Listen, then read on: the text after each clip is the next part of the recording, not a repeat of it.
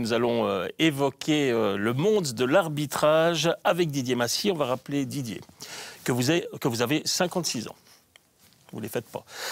Vous êtes Sierrois, ancien défenseur de Sierre, de Lugano, Davos, Aniviers, Sion, Montais et Verbier-Val-de-Bagne. Je ne sais pas si j'en ai oublié.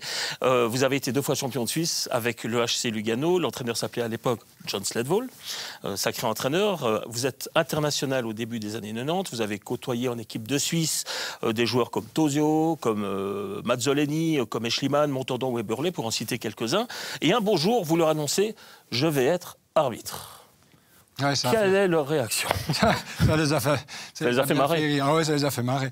Je me souviens d'un match que j'avais arbitré dans le canton de Berne. J'arrive à la patinoire, puis le coach de l'équipe qui était présente, il me regarde, puis il me dit « Mais tu fais quoi, là ?» Puis je dis « Mais je suis arbitre ».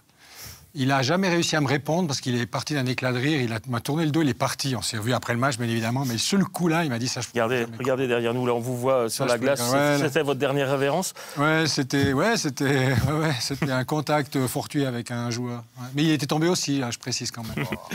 Didier, vous avez annoncé donc que vous alliez arrêter d'arbitrer dans l'élite à la fin de cette saison 2019, mais seulement dans l'élite. On va vous retrouver en Swiss League. Pourquoi?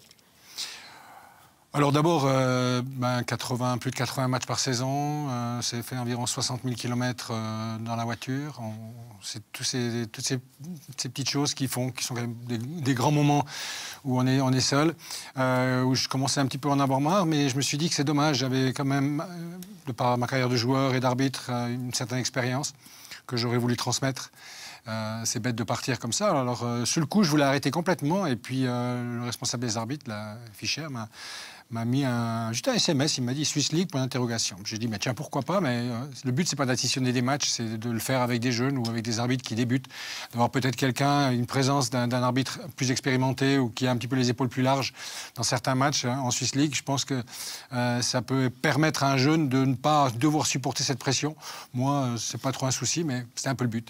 Vous parlez de transmettre. Vous avez une bonne idée, je crois, c'est celle de coacher un deuxième arbitre en direct sur la patinoire. Est-ce que ça va se développer, ça? En gros, vous le conseillez en direct pendant le match, alors que vous êtes sur la glace avec lui. Ça va arriver, ça? Oui, alors on a déjà essayé de le faire. C'est assez... bon, ça demande un peu d'adaptation. Mais c'est des choses qu'on avait déjà essayé de faire et avec certains, ça fonctionne. En plus, j'ai la chance de pouvoir m'exprimer dans les 3 langues nationales. Donc, c'est vrai que c'est quelque chose qui est envisagé, d'avoir en live quelque chose qui peut fonctionner. On essaye d'amener des nouveautés, on essaye de faire quelque chose qui sort de l'ordinaire. Puisque là, on est des fois, sur le moment, on arrive à expliquer à la personne qu'est-ce qu'il devrait faire. Quand on est R2, par exemple, quand on est plus loin de l'action, on peut peut-être le conseiller un tout petit peu. Chose qui, lorsqu'on parle au tiers-temps, des fois les gens ont de la peine à se remémorer la situation, etc. Alors il y a le travail vidéo qui peut se faire aussi. Mais c'est vrai que c'est une manière de travailler aussi. En 2009, vous avez été le premier joueur international à siffler un match de l'élite.